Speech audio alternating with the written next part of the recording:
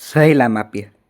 આજે આપણે ધોરણ 12ના તત્વજ્ઞાન વિષયમાં પાઠ નંબર 6 ભારતીય તર્કશાસ્ત્રમાં અનુમાન તેમાં મનોયત્ન 6.1, 6.2 અને 6.3નો અભ્યાસ કરીશું. પહેલો મનોયત્ન 6.1 નીચેના પ્રશ્નોના ઉત્તર 1-2 વિધાનમાં લખો. પહેલું, ભારતીય દર્શનોમાં શેના અંગો વિસ્તરણ થાય છે? જ્ઞાનના અંગો વિશ્લેષ થાય છે. 2, યથાર્થ અને યથાર્થ જ્ઞાનનું શું કહેવાય છે? યથાર્થ જ્ઞાનને પ્રમાણ અને અયથાર્થ જ્ઞાનને અપ્રમાણ કહેવાય છે. યથાર્થ જ્ઞાન મેળવવાના સાધનને શું કહેવાય છે?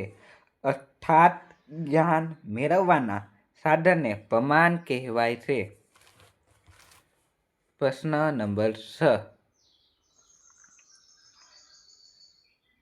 શાલાક દર્શનમાં અનુમાનના યથાર્થ જ્ઞાનના કયા પ્રમાણ દ્વારા પ્રાપ્ત થાય છે? શાલાક દર્શનમાં અનુમાન યથાર્થ જ્ઞાન પ્રત્યક્ષ પ્રમાણ દ્વારા પ્રયત્ન થાય છે. 5, બૌદ્ધ ધર્મ કયા 2 પ્રમાણને સ્વીકારે છે? પ્રતીક અને અનુમાન. પ્રશ્ન નંબર 6, સંખ્યા અને યોગ દર્શનમાં કેટલા પ્રમાણોનો સ્વીકાર કરે છે? સંખ્યા અને યોગ દર્શનમાં 3 પ્રમાણનો સ્વીકાર કરે છે. 7, અષ્ટાપત્તિ અને અનુપવાદી પ્રમાણ સ્વીકાર કોણ કર્યો છે? અષ્ટાપત્તિ પ્રમાણ સ્વીકાર પ્રભાકર મિશ્ર અને અષ્ટાપત્તિ પ્રમાણનો સ્વીકાર કુમારી ભટ્ટે કર્યો. પ્રશ્ન નંબર 8, ન્યાય દર્શનના પ્રતિનિધિકોનું શું કહેવાય છે? ન્યાય દર્શનના પ્રતિનિધિને નૈયાયિક કહેવાય છે. 9, અનુમાન પ્રણાલીના પૂર્વ શરત કઈ છે? પૂર્વ શરત પ્રત્યક્ષ પ્રમાણ દ્વારા ઉત્પન્ન થયેલા જ્ઞાન નિષ્કર્ષ કેવો હોય છે? સત્ય. પ્રશ્ન નંબર 2, નીચેના પ્રશ્નોના ઉત્તર સંક્ષેપમાં લખો. પહેલો, ભારતીય દર્શન કેટલા છે? કયા કયા? ભારતીય દર્શન 9 છે. શાક્ત દર્શન, બૌદ્ધ દર્શન, જૈન દર્શક, ન્યાય દર્શક, વૈશેષિક દર્શન. સંખ્યા દર્શન, યોગ દર્શન, પૂર્વ મીમાંસા દર્શન અને ઉત્તર મીમાંસા દર્શન. પ્રમાણ એટલે શું? જેના વડે શંકાને ભ્રમથી મુક્ત એવા સત્ય જ્ઞાનની પ્રાપ્તિ થાય છે તેને ભારતીય તર્કશાસ્ત્રમાં પ્રમાણ કહે છે. ન્યાય દર્શન અનુસાર પ્રમાણ કેટલા છે? કયા કયા? ન્યાય દર્શન અનુસાર પ્રમાણનો સાર છે પ્રત્યક્ષ, અનુમાન, ઉપમાન અને શબ્દ. સાર. વૈશેષિક દર્શન કયા પ્રણાલીમાં સ્વીકાર થાય છે? વૈશેષિક દર્શન 2 પ્રમાણોનો સ્વીકાર કરે છે, પ્રત્યક્ષ અને અનુમાન. 5, પ્રત્યક્ષ જ્ઞાન કોને કહેવાય છે? નેત્રેન્દ્રિય, શ્રવણેન્દ્રિય, સ્વાદેન્દ્રિય, ઘ્રાણેન્દ્રિયો અને સ્પર્શેન્દ્રિયો દ્વારા પ્રાપ્ત થયેલા જ્ઞાનને પ્રત્યક્ષ કહેવાય છે. પ્રશ્ન નંબર 6, અનુમાન શબ્દનો અર્થ જણાવો. ન્યાય દર્શન અનુસાર અનુમાન શબ્દ અનુ અને માન એમ 2 શબ્દોનો બનેલો છે. અનુનો અર્થ પ્રતિસવું અને માનનો અર્થ જ્ઞાન છે. આમ અનુમાન એટલે પૂર્વ પ્રત્યક્ષ દ્વારા થયેલા જ્ઞાનને આધારે તારવવામાં આવતું જ્ઞાન. પક્ષ એટલે શું? પક્ષ એટલે જેના વિશે અનુમાન તારવવામાં આવ્યું હોય તે. હેતુ. હેતુ એટલે શું? હેતુ એટલે જેના પ્રત્યેક જ્ઞાનને આધારે અનુમાન કરવામાં આવે છે તે. સાધ્ય એટલે શું? સાધ્ય એટલે અનુમાન દ્વારા પ્રત્યક્ષમાં જે સાબિત સિદ્ધિ થાય તે. અનુમાન ક્રિયાની અનિવાર્ય શરતો કઈ છે? અનુમાન ક્રિયાની અનિવાર્ય શરત હેતુની પક્ષાતિમાં હાજર છે એવું પ્રત્યેક જ્ઞાન અને હેતુ સાધ્ય વચ્ચે વાસ્તવિક સંદર્ભ હકીકતોની સ્મૃતિ થાય છે. મનોયત્ન 6.2 નીચેના પ્રશ્નોના ઉત્તર 1-2 વિધાનમાં લખો. 1. ભારતીય અનુમાનના બંધારણનો કુલ કેટલા અવયવો છે? 5. પંચાવટી અનુમાનનો પ્રથમ અવયવ કયો છે? પ્રતિજ્ઞા. 3. કોના પ્રત્યેક જ્ઞાનથી અનુમાન ક્રિયાનો આરંભ થાય છે? હેતુ. 4. પંચાયતી અનુમાનના કયા અવયવમાં હેતુ અને સાધ્ય વચ્ચેનો વાસ્તવિક સંબંધની સ્મૃતિ થાય છે? ઉદાહરણ સહિત વાસ્તવિક અવયવમાં હેતુ અને સાધ્ય વચ્ચેના વાસ્તવિક સંબંધની સ્મૃતિ થાય છે. 5. ઉદાહરણ સહિત વાસ્તવિક કયા બે પદો આવે છે? હેતુ અને સાધ્ય. 6. ભારતીય અનુમાનની શાબ્દિક રજૂઆતમાં આવતા ચોથો અવયવનું નામ શું છે? ચોથા અવયવનું નામ ઉપનય છે. ઉપનય કેટલા પદોમાં હોય છે? ઉત્તર 3.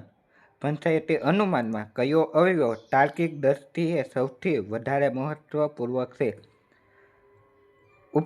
ઉપનય. 9. પંચાયતી અનુમાનનો 5મો અવયવ કયો છે? નિગમન. 10. પંચાયતી અનુમાનનો કયો અવયવ અનુમાનના ક્રિયાનું પરમફળ છે? નિગમન.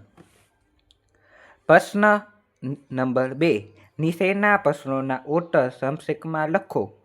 ભારતીય અનુમાનને શા માટે પંચાયતી અનુમાન કહેવાય છે? ભારતીય અનુમાન 5 અવયવનું હોવાથી તે પંચાયતી અનુમાન કહેવાય છે. 2. પંચાયતી અનુમાનના 5 અવયવોના નામ આપો. પ્રતિજ્ઞા, હેતુ, ઉદાહરણ સહિત વાસ્તવિક, ઉપનય અને નિગમન. પ્રતિજ્ઞા એટલે શું? પંચાયતી અનુમાનનો પ્રથમ અવયવ પ્રતિજ્ઞા છે.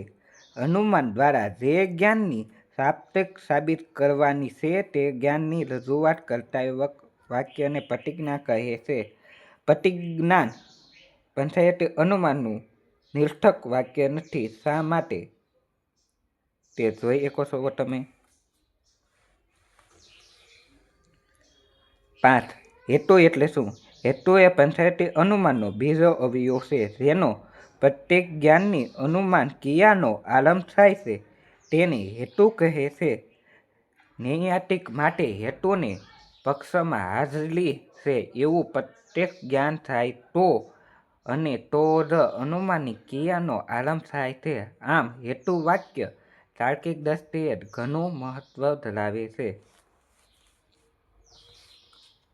પ્રશ્ન નંબર 3. ઉદાહરણ સહિત વાપરી શું ઉદાહરણ લખે છે તે તમે જોઈ શકો છો.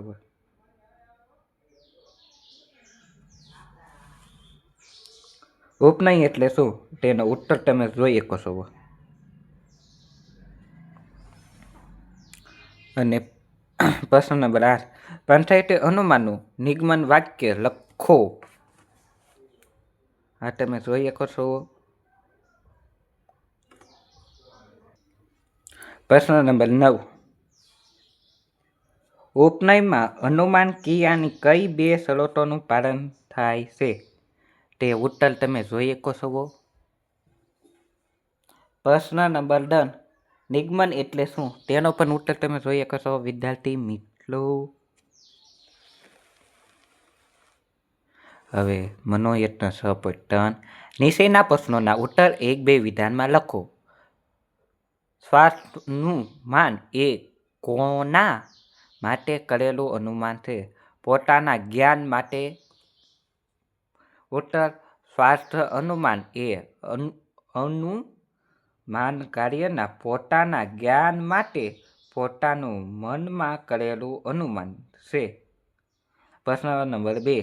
સ્વાર્થનુમાન મૂળ સ્વરૂપ કેવું છે? સ્વાર્થ અનુમાન એ અનુમાન કરતાં પોતાના માટે તારવેલું હોવાથી એ મૂળ સ્વરૂપે જ્ઞાનાત્મક છે. 3. સ્વાર્થ અનુમાન બીજાને માટે રજૂ થાય ત્યારે કેવા પ્રકારનું અનુમાન બને છે? સ્વાર્થ અનુમાન બીજાને માટે રજૂ થયેલ ત્યારે પાલાત્મનુમાન કહેવાય છે. 7. પાલાથમાન એ કોના માટે કરેલું અનુમાન છે? એ બીજાના માટે કરેલું અનુમાન છે. પ્રશ્ન 5. કેવા પ્રકારનો અનુમાન શાબ્દાત્મક છે? પાલાત્મક અનુમાન. પ્રશ્ન નંબર 2. નીચેના પ્રશ્નોના ઉત્તર સંક્ષેપમાં લખો. 1. ન્યાય દ્રષ્ટિએ અનુમાન કેટલા પ્રકારના છે? કયા કયા? 2 છે.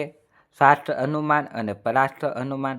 શાસ્ત્ર અનુમાન એટલે ઉત્તર અનુમાનક પોતાના જ્ઞાન માટે પોતાના મનમાં તારવેલું જ્ઞાન. આમ શાસ્ત્ર અનુમાન એ પોતાના માટે અનુમાન છે. 2. પરાસ્ત્ર અનુમાન એટલે શું?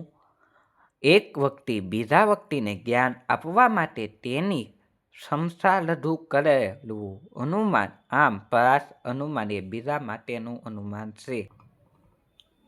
પ્રશ્ન નંબર 7. શાસ્ત્ર અનુમાન અને પરાસ્ત્ર અનુમાન શબ્દોનો શું સૂચવે છે? શાસ્ત્ર અનુમાનનો શબ્દ સૂચવે છે કે પોતાના માટેનું અનુમાન અને પરાસ્ત્ર શબ્દ સૂચવે છે કે બીજાના માટેનું અનુમાન. પરાસ્ત્ર અનુમાનમાં આવતા 5 અવયવોના નામ લખો. પ્રતિજ્ઞા, હેતુ, ઉદાહરણ સહિત વાક્ય, ઉપનય અને દિગ્મંતા. જો વિદ્યાર્થી મિત્રો તમને અમારો આ વિડીયો ગમ્યો હોય તો અમારી ચેનલને લાઇક કરશો, શેર કરશો અને સબસ્ક્રાઇબ કરશો. આવા વિડીયો જોવા માટે અમારી ચેનલ સ્ટડી બાલ તત્વજ્ઞાન સાથે જોડાઈને રહો. અને જો તમને બુકપિન જોઈતી હોય તો કોમેન્ટમાં બુકપિન લખશો તો હું તમને બુકપિન પણ મોકલી. સહેલામ આપીશ.